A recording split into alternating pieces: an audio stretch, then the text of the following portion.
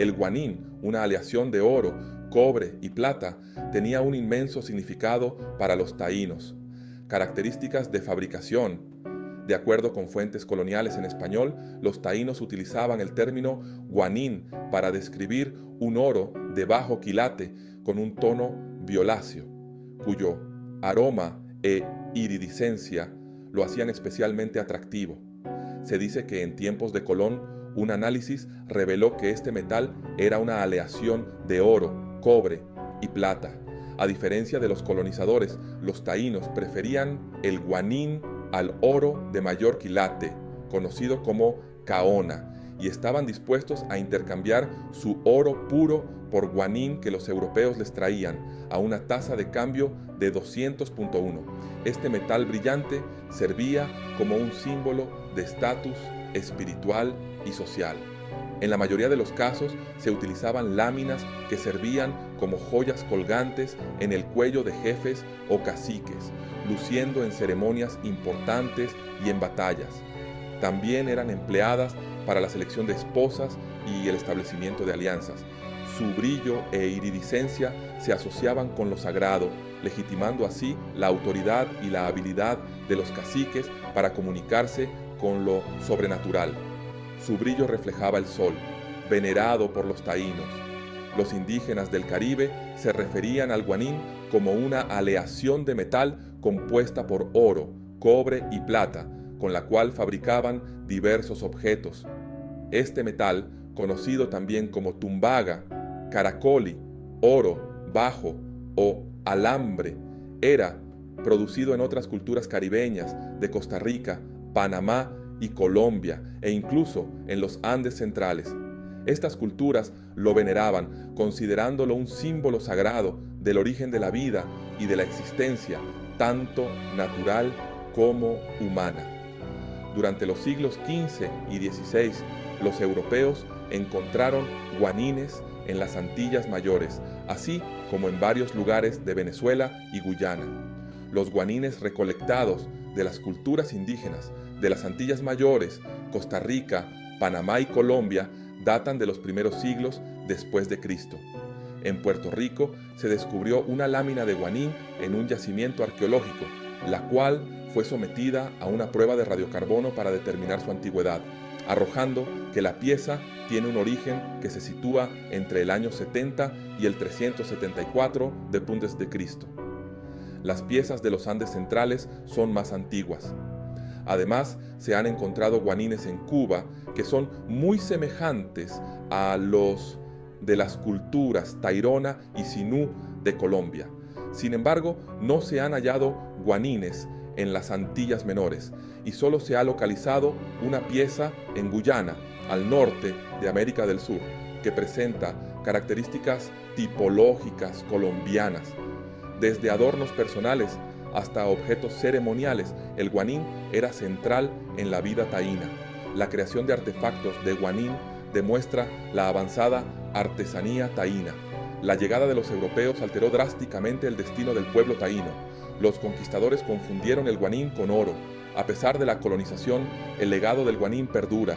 Por razones tipológicas, algunos artefactos de guanín son figurativos y tridimensionales, adoptando formas como una pequeña campana, una cabeza de ave o una figurilla antropomórfica. Otros, en cambio, se parecen superficialmente a los hechos de Caona, presentándose como pequeños colgantes planos con una única perforación. La creación del guanín era un proceso meticuloso que implicaba un conocimiento sofisticado de la metalurgia. El guanín tiene una apariencia diferente al oro, ya que presenta tonos dorados rojizos y, según los indígenas de las Antillas, tiene un olor característico. En Colombia y Centroamérica se elaboraban figuras antropomórficas con forma humana y zoomorfas con forma de animales, utilizando guanín a través de la técnica de fundición de cera perdida. La abundancia y el significado cultural del guanín en América Central son tan destacados que una gran parte de su costa caribeña ha sido denominada el Istmo del Guanín. Los artesanos taínos combinaban hábilmente oro, cobre y plata en diferentes proporciones para lograr el color y el brillo deseados. El proceso comenzaba con la recolección de materias primas. El oro, que a menudo se encontraba en depósitos aluviales, en ríos y arroyos, se extraía cuidadosamente. Los metales se calentaban y se fundían, lo que requería un control preciso de la temperatura y una mano experta. La aleación fundida se vertía con cuidado en moldes o se moldeaba utilizando diversas técnicas para crear las formas deseadas. Los toques finales incluían pulir y bruñir el guanín para realzar su brillo. Las piezas resultantes, ya fueran pequeños colgantes o grandes máscaras ceremoniales, no solo eran visualmente impresionantes, sino que también tenían un profundo significado simbólico para el pueblo taíno.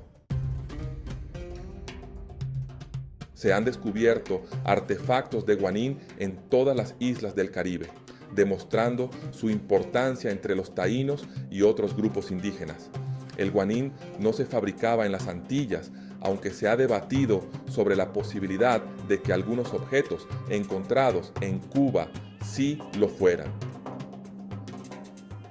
La Atzi o Samestimoa, ya que en esta región se desconocían las técnicas de fundición. El oro se moldeaba utilizando la técnica de martillar las pepitas que eran abundantes en los ríos. Se cree que los guanines provienen de Colombia y que su uso se extendió a las Antillas desde el norte de América del Sur.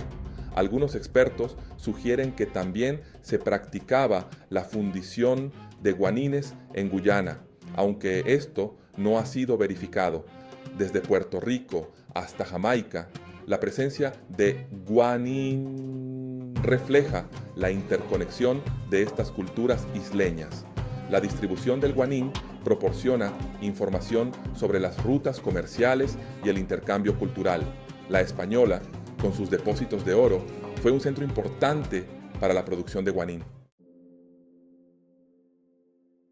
El guanín tenía un profundo significado simbólico para el pueblo taíno, que superaba con creces su valor material. Se asociaba con el sol, un cuerpo celestial venerado como fuente de vida y poder. El brillo cálido y dorado del metal reflejaba el resplandor del sol, reforzando aún más esta conexión. El guanín desempeñaba un papel central en las ceremonias y rituales religiosos taínos. Los chamanes y otros líderes espirituales a menudo usaban elaborados adornos de guanín, lo que significaba su conexión con lo divino. Más allá de sus connotaciones religiosas, el guanín también servía como un marcador de estatus social. Los individuos de alto rango dentro de la sociedad taína a menudo se adornaban con intrincadas joyas de guanín, demostrando su riqueza y prestigio. La presencia de artefactos de guanín en los lugares de entierro sugiere una creencia en la otra vida y la importancia de asegurar el paso seguro del difunto al mundo espiritual. La presencia perdurable del guanín en la cultura taína destaca su significado multifacético como símbolo de poder espiritual, estatus social e identidad cultural. Los artefactos de guanín proporcionan información invaluable sobre el arte y la artesanía del pueblo taíno. Estos objetos, que van desde delicadas joyas hasta artículos ceremoniales intrincadamente tallados, muestran la habilidad de los taínos en la metalurgia y su sensibilidad artística. La diversidad de artefactos de guanín refleja el papel multifacético de esta aleación en la cultura taína. Los pequeños colgantes y cuentas se usaban como adornos personales, mientras que los objetos más grandes, como máscaras y figurillas, tenían fines ceremoniales. Los descubrimientos arqueológicos de artefactos de guanín continúan proporcionando información valiosa sobre la cultura y la historia taínas. Estos objetos, a menudo desenterrados en lugares de entierro y centros ceremoniales, ofrecen pistas sobre la estructura social, las prácticas religiosas y las tradiciones artísticas. la preservación de los artefactos de Guanín es esencial para asegurar que el legado del pueblo taíno perdure. A través del estudio y la apreciación de estos artefactos, podemos honrar al pueblo taíno y su rica herencia cultural.